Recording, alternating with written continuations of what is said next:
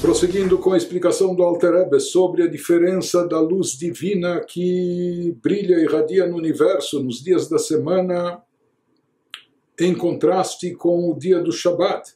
Então ele estava nos explicando que existem esses dois níveis básicos de revelação divina ou de ocultação da luz divina, que são comparados ao sol e à cortina, ao escudo que encobre. Então, enquanto o sol é comparado ao nome Havaiá, o tetragrama, que irradia, que ilumina, que brilha, traz revelação divina, já o nome Elohim é comparado com o escudo, com aquilo que encobre, que obscurece, como nós falamos. Por que encobrir e escurecer?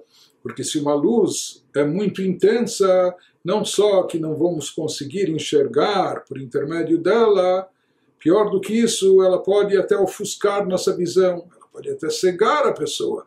Ao invés de enxergar, vai provocar o contrário. Por isso, uma luz muito intensa, às vezes, não é absorvida por nós, não pode ser absorvida por nós, ela precisa ser diminuída, condensada.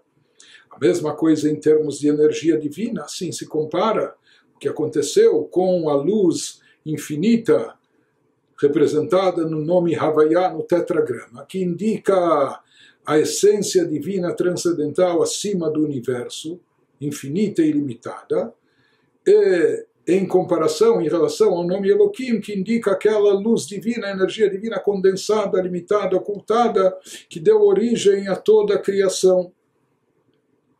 Então, o nome Havaiá, tetragrama, é comparado com o sol, o brilho maior, a luz mais intensa.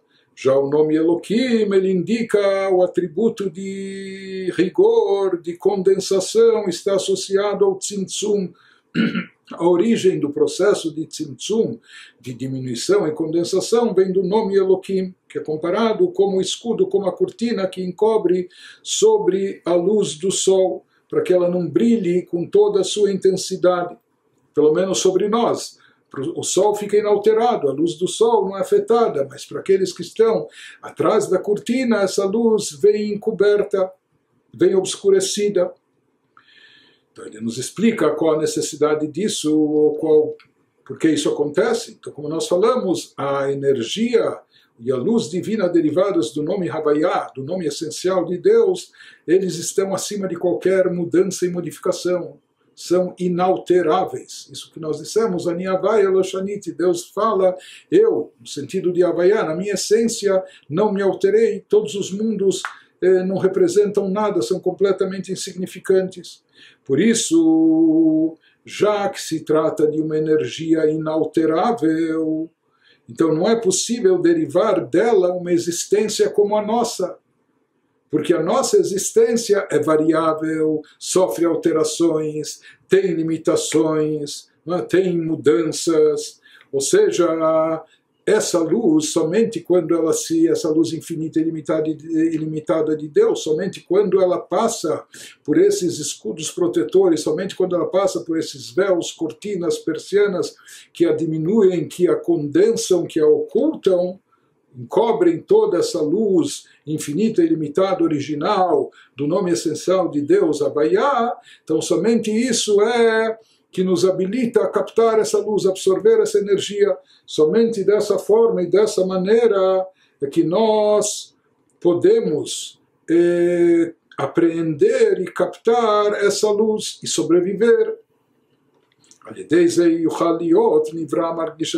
somente a partir disso podem surgir criaturas como nós, que se consideram autônomas, independentes, às vezes autossuficientes, etc. Ou seja, se sente a criatura e não se vê e se sente e percebe apenas o Criador. No nosso mundo é o contrário, a gente sente e percebe muito bem as criaturas de forma sensorial, enquanto que o Criador, ele não é visível, ele não está explícito.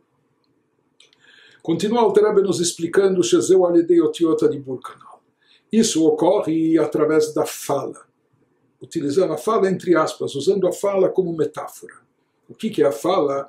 Já comentamos isso em outras ocasiões. A fala é um instrumento de expressão, de manifestação do ser para outrem, para outro, para aquele que está fora. Aquilo que a pessoa tem dentro de si, na sua mente, no seu pensamento ou no seu sentimento, ela manifesta, ou pelo menos parte disso, ela expressa verbalmente para o próximo, dando acesso, permitindo que aquele que está fora dele, do indivíduo, possa também conhecer as suas ideias ou seus sentimentos.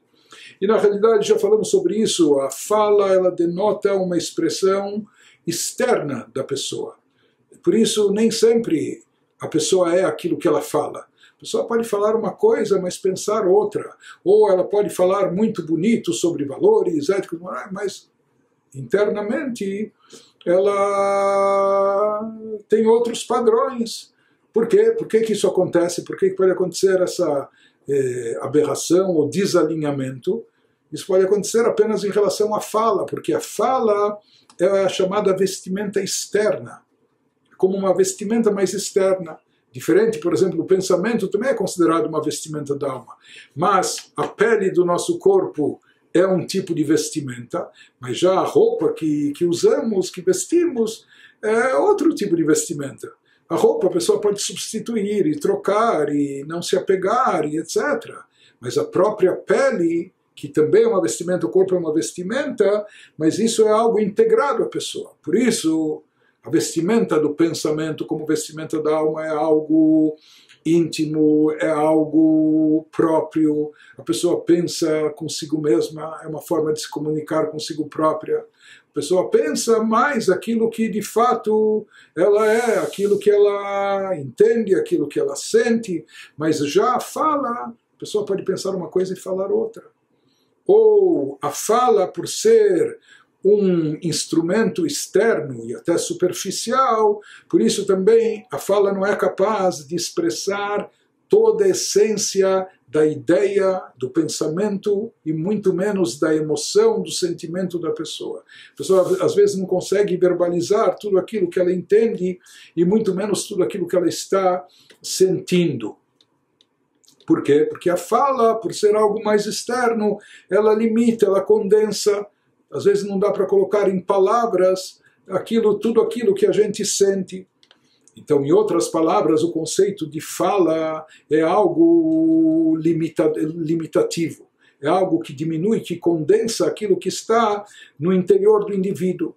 Quando a Torá nos diz que Deus criou o mundo através de pronunciamentos, através da fala divina, Deus não tem boca, não tem língua, e é claro que não fala como nós, etc. Por que a Torá então se utiliza dessa metáfora? Porque a Torá quer nos transmitir uma certa associação ao conceito de fala, conforme a gente estava explicando até agora, para nos dizer que toda a energia divina investida no mundo, na verdade é como aquilo que nós investimos na fala, é apenas algo, de certa forma, externo e superficial. Algo que não contém dentro de si, nem pode conter a própria essência de tudo aquilo que está na mente, no coração da pessoa, na alma, no âmago da pessoa. Então a Torá nos descreve que Deus criou o mundo através da fala para nos dizer que toda a energia divina investida no universo, na criação, é algo residual, é algo externo, é algo superficial, como explicamos. Magen Deshem Elohim, então esse escudo que representado pelo nome Elohim, que condensa, que oculta, que diminui a luz divina, a luz do nome Havaiá, isso se expressa na Torá como o poder da fala, os pronunciamentos de Deus. Ou seja, há uma energia, assim como a fala tem dentro de si uma decorrência daquilo que a pessoa pensou, daquilo que a pessoa entendeu, daquilo que a pessoa sentiu. Então, algo disso sai através da fala, chega até nós através da fala. Da mesma maneira, quando nós falamos que Deus criou o mundo através de pronunciamento, significa que a energia divina suprema, que é a energia derivada do nome Havaiá, do tetragrama, ela foi condensada, diminuída e foi transmitida através dessa limitação, que é chamada metaforicamente de fala, para dar origem a um universo limitado como o nosso.